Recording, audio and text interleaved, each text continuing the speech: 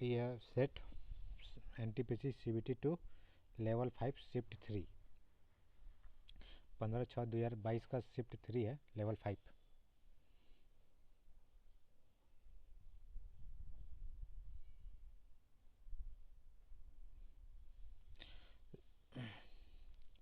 दो centimetre square की दर पर किसी घन की सभी बाहरी सतहों को रंगने की लागत 588 रुपये। तो घन का आयतन कितना होगा?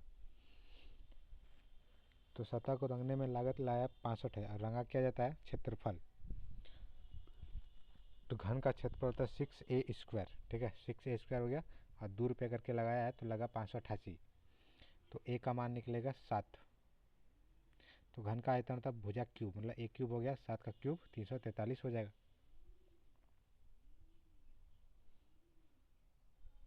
एक चुनाव में वोट डालने के लिए अधिकृत लोगों में से 90% लोगों ने वोट डाला। डाले गए वोटों में से 80% वोट वैध था। विजेता को वैध वोटों में से 60% वोट प्राप्त हुए। यदि विजेता को 64,800 वोट प्राप्त हुआ है तो वोट डालने के लिए अधिकृत लोगों की संख्या कितनी थी? तो मान लो x संख्या था टोटल। अब x का जो है 90% वोट दिया, मतलब 9/10 हो गया, और उसमें भी से 80% वैध था, मतलब 4/5 हो गया। और विजेता को मिला है 60%, तो 3/5 लिख देंगे, बराबर 64,800। कैलकुलेशन करेंगे तो x का मान निकलेगा 15,000, नहीं कायदा सैकड़ा हज़ार तो चल 1,50,000। 10,000 की धनराशि 10,000 की धनराशि दो भागों में विभक्त करके चक्रवृद्धि ब्याज पर निवेशित किया गया। पहले भाग को 10% वार्षिक ब्याज की दर पर और दूसरे भाग को 20% वार्षिक दर पर निवेशित किया गया, जहां ब्याज की गणना वार्षिक चक्रवृद्धि आधार पर की जाती है। यदि 2 वर्ष के बाद परिपक्व प्राप्त कुल धनराशि 12,928 थी तो 10% वार्षिक चक्रवृद्धि ब्याज के आधार पर निवेशित धनराशि कितना था? तो देखो, पहला है इंटरेस्ट 10%, दूसरा इंटरेस्ट है 20%, और समय है 2 वर्ष, है ना, वही चक्रवृद्धि ब्याज है। तो 10% का अगर 2 वर्ष के निकालेंगे तो निकलेगा 21%, और 20% करके 2 वर्ष निकालेंगे तो निकलेगा 44%, ठीक है। तो देखो ये 44 है ना, और यहाँ पे 21 है, मिनिमम तो 21 मिलवे करेगा। एक्स्ट्रा कितना मिल रहा है? 23% एक्स्ट्रा हो रहा है, ठीक है। 10,000 था, मिल रहा 12,928। तो 12,928 में घटा देंगे 10,000 को, कितना होगा? 2,928। इंटरेस्ट कितना मिल रहा है? 2,928। और 10,000 का 21% अगर निकालेंगे तो निकलेगा 2,100 रुपया, ठीक है। और 2,928 में 2,100 घटा देंगे तो बचेगा 828। वही 828 जो है ये 23% का मान है, क्योंकि यहाँ पे एक्स्ट्रा कितना है? 23%। यहाँ पे कितना है एक्स्ट्रा? 828। तो 23% का मान है 828, तो 100% का मान हो जाएगा 3,600। मतलब इधर का जो वैल्यू निकलेगा इंटरेस्ट के रूप में 3,600। हाँ नहीं, 3,600 इंटरेस्ट नहीं, मतलब इधर का प्रिंसिपल निकलेगा 3,600। तो टोटल प्रिंसिपल है 10,000, तो 3,600 निकल गया, तो बचा कितना? 6400। वही बोल रहा कि 10% वार्षिक चक्रवृद्धि दर पर कितना धनराशि दिए थे? तो 6400 रुपया दिए थे, ठीक है। और दूसरा क्या है? Alligation method. यहाँ 21%, इधर 44, और एक्स्ट्रा कितना हो रहा है? मतलब 12,928 में 10,000 घटाएंगे तो 2,928। तो 2,928 कितना प्रतिशत है 10,000 का? तो 29.28%। ये बीच में लिखाएगा, फिर घटा उठा करेंगे, यहाँ जितना निकलेगा वैल्यू, यहाँ जितना वैल्यू निकलेगा, ये दोनों को जोड़ के 10,000 के बराबर करेंगे और इतना का मान निकाल देंगे।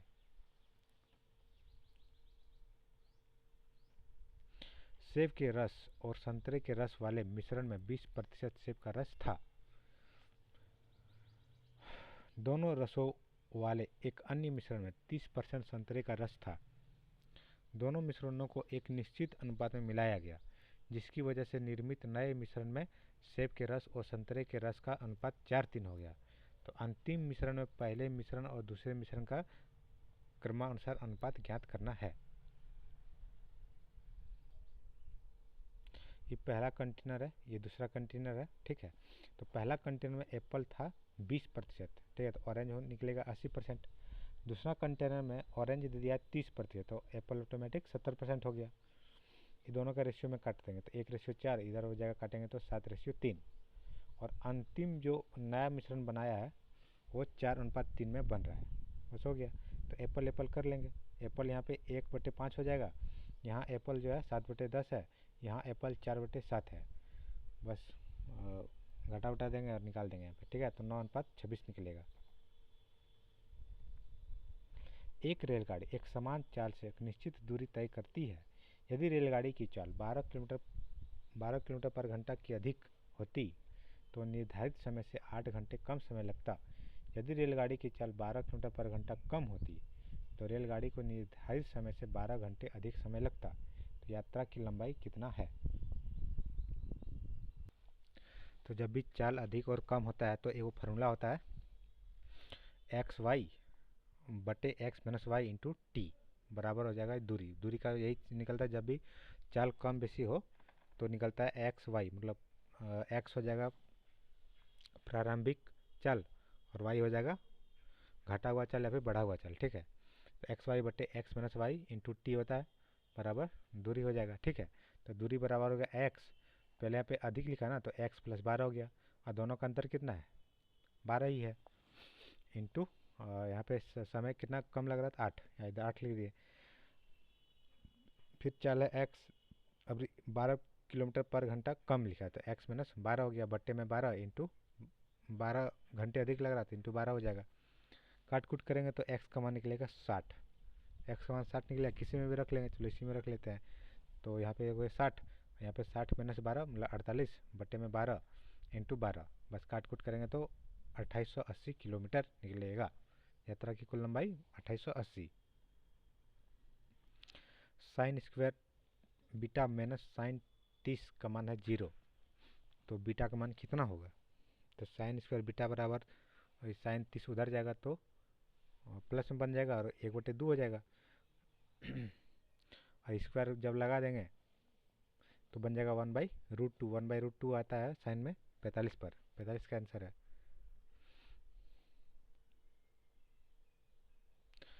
बोला कि प्रत्येक समान मूल्य वाली 10 कुर्सियों का कुल मूल्य कितना होगा? तो प्रत्येक कुर्सी के मूल्य का 1/4 1/40, 1/4 1/40 है, तो एक कुर्सी का मान निकल जाएगा, फिर 10 कुर्सी का मान निकाल देंगे। फिर 3 कुर्सी का कुल मूल्य 2 कुर्सी के कुल मूल्य से 560 अधिक है, तो 3 कुर्सी में 2 कुर्सी घटा देंगे बराबर 560 लिख देंगे। एक कुर्सी का मूल्य निकलेगा, 10 कुर्सी का मान निकाल देंगे। तो इसमें जो है या तो 1 या फिर 2 कथन पर्याप्त है। एक निश्चित धनराशि पर 9% वार्षिक ब्याज की दर पर 2 वर्षों में प्राप्त होने वाली चक्रवृद्धि ब्याज और साधारण ब्याज का अंतर 97.2 है, तो निवेशित धनराशि कितनी होगी? तो 2 साल का चक्रवृद्धि ब्याज और साधारण ब्याज का फॉर्मूला होता है P × R²/10,000, P × R²/10,000, P × R²/10,000। तो P रहने दो, R का मान है 9, 9 × 9 हो गया, बटे 10,000 बराबर 97.2 हो गया। 81 से काटेंगे तो 1.2 बार में कटेगा, 10,000 के गुना हो जाएगा तो P का मान निकलेगा 12,000।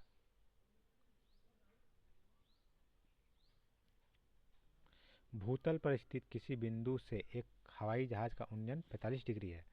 क्षैतिज रूप से 12 सेकंड की उड़ान के बाद उन्नयन कोण 30 डिग्री हो जाता है। यदि हवाई जहाज 2400 मीटर की ऊंचाई पर उड़ रहा है तो हवाई जहाज की चाल कितना होगा?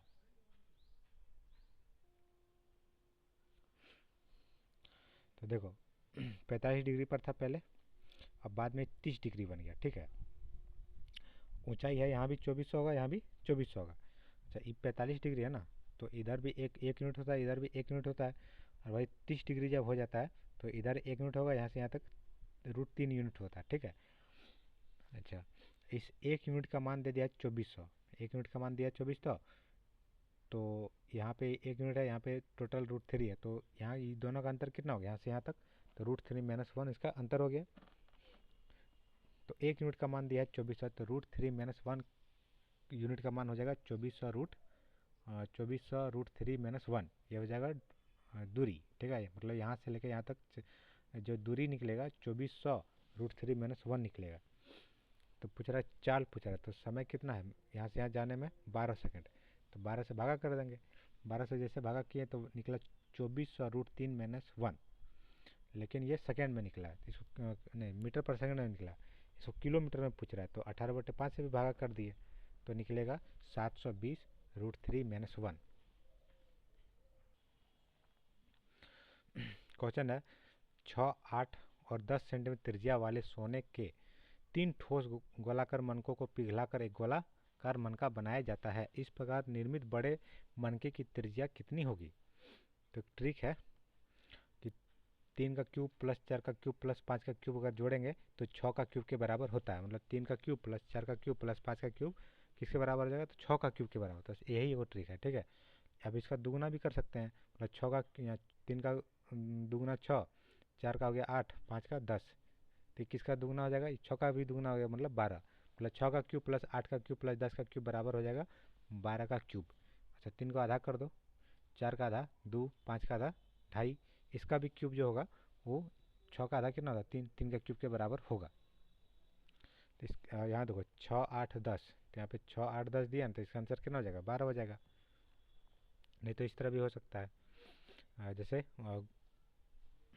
गोला कहते हैं तो 4/3 पाई आर क्यूब, तो 4/3 हो गया, पाई हो गया आर, आर का मान कितना है? 6, 6 का क्यूब फिर 8 का क्यूब प्लस 10 का क्यूब बराबर हो जाएगा बड़का गोला का आयतन के बराबर 4/3 पाई और आर क्यूब। ये 4/3 पाई खत्म हो जाएगा, तो 6, 8, 10 का क्यूब जो होगा 12 का क्यूब के बराबर, मतलब 12 ही इसका आंसर है।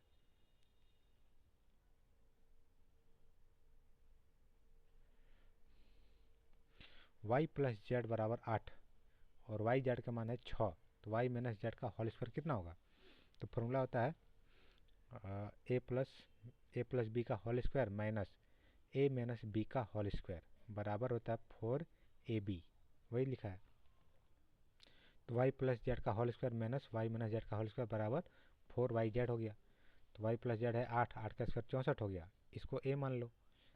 हाँ मतलब वाई माइनस जेड का होल स्क्वायर जो है ए मान लो, तो माइनस ए हो गया क्योंकि इसी का मान पूछ रहा है ना। बराबर 4yz मतलब 4 गुना 8, सॉरी वाई जेड का मान है 6, 6 चौके 24 हो जाएगा, तो ए का मान निकल जाएगा 40, मतलब वाई माइनस जेड का होल स्क्वायर 40 हो जाएगा। कुछ प्रेक्षणों के माध्य और बहुलक का अंतर 69 है, तो माध्य और माध्यिका का अंतर कितना होगा? तो बहुलक बराबर होता है 3 गुना माध्यिका माइनस 2 गुना माध्य, ठीक है। यहाँ पे माध्य और माध्यिका का अंतर पूछ रहा है,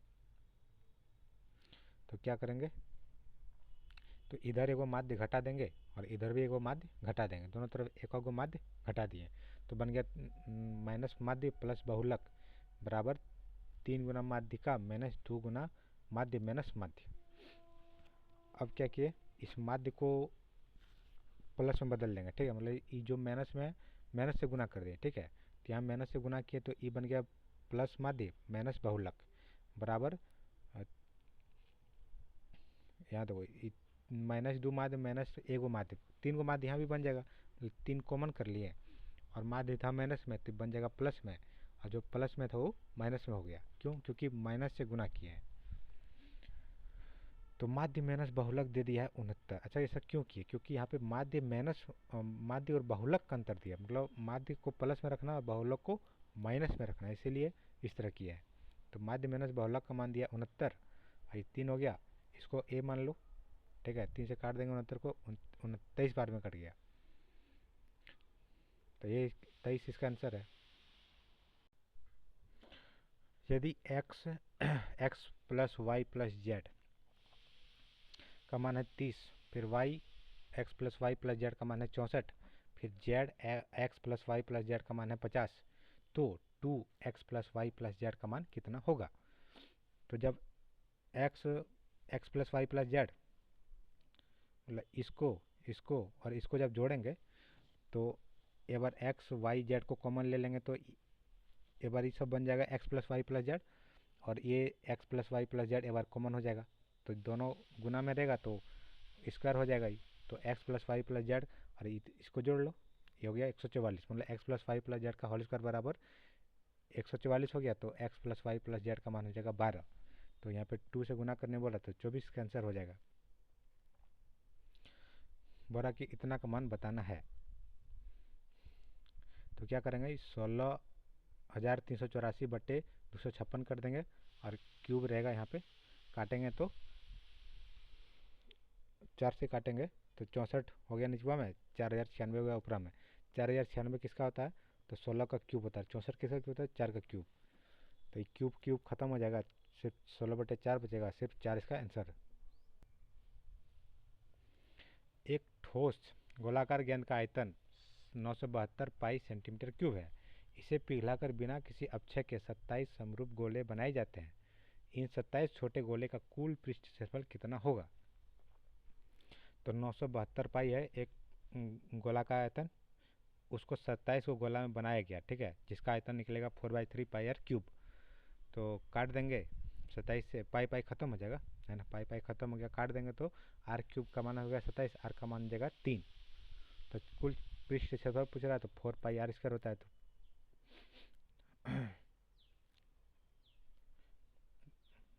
27 छोटे गोले का कुल पृष्ठ क्षेत्रफल कितना होता है, यहाँ पे 27 भी रहेगा, इंटू 4 पाई आर स्क्वायर, तो निकलेगा 972 पाई। यही इसका आंसर है।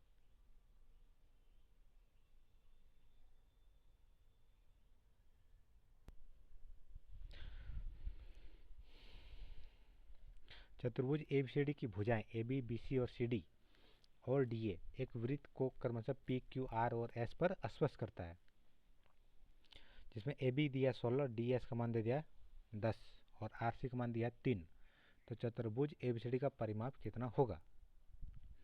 तो ये एक वृत्त है, इस तरह से एक चतुर्भुज, इसको चारों तरफ से घेर के रखा है, PQRS, ठीक है। AB का मान दे दिया है 16, AB का मान दिया है 16। देखो समांतर भुजा का जोड़ जो होता है, इधर देखो ई दोनों का जोड़ और ई दोनों का जोड़, यही परिमाप हो जाएगा। और ई दोनों जो होता है,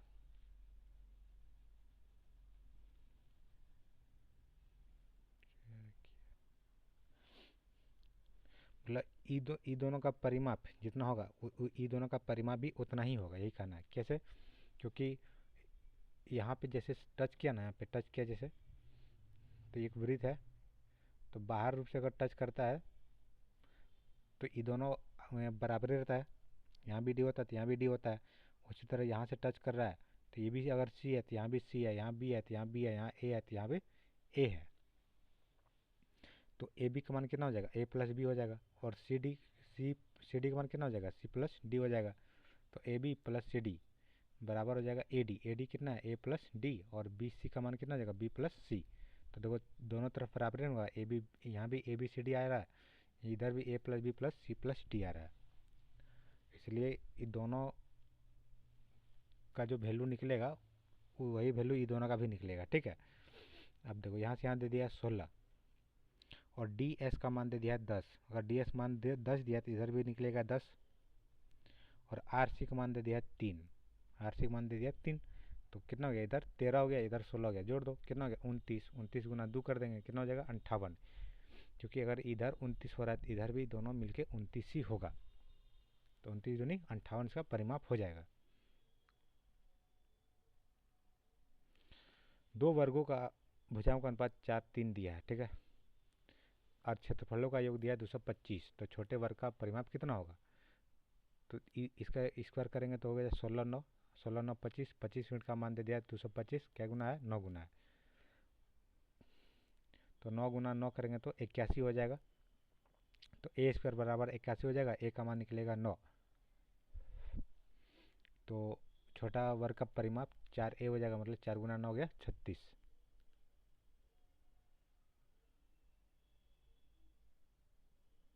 पर दो अलग अलग संख्याओं का महत्तम समावर्तक हमेशा एक होता, कब, जब दोनों को प्राइम नंबर होगा तब, मतलब दोनों संख्याएं सम संख्या होगा ना, सम संख्या में सम संख्या एचसीएफ एक नहीं निकलेगा, ठीक है। दोनों संख्या अभाज्य संख्या हो, कितना हो, अभाज्य संख्या हो। एक संख्या विषम होना चाहिए, एक संख्या सम होना चाहिए, बात गलत है। जैसे एक सम मान लो 12 है और एक विषम है 3, तो क्या इन दोनों का एचसीएफ एक निकलेगा, नहीं, इन दोनों का एचसीएफ 3 निकलेगा, इसलिए ये भी बात हो गया गलत। दोनों संख्या में विषम होना चाहिए, ये भी बात गलत है, मतलब दो को अभाज्य संख्या होना चाहिए, यही इसका सही है।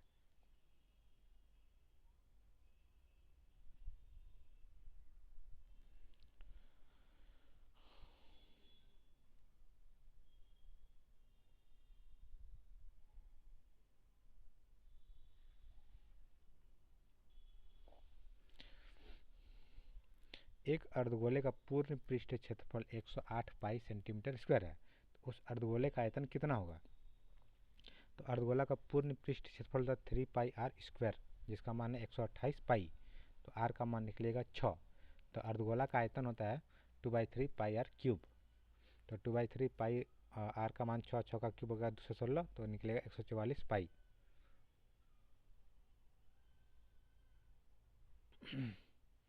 लिखा एक दिया गया ग्राफ एक कंपनी द्वारा निर्मित 5 उत्पाद की कुल लागत और बिक्री को दर्शाता है। कंपनी ने किस उत्पाद में अधिकतम लाभ लिया है? तो जो नीला वाला है ये है कॉस्ट, ये है कॉस्ट, और ये जो रेड वाला है ये है सेल वैल्यू, मतलब लाभ। ठीक है, मतलब अब देखो 65 रुपये था, 78 में बेचा है, तो कितना लाभ हो गया? 13। कितना में? 13/65। भी का मान निकल गया। जेड यहाँ पे होगा, जेड यहाँ पे है, 70 टका में खरीदा, 77 में बेचा, कितना लाभ हो रहा है? 7। कितना में? 70 में।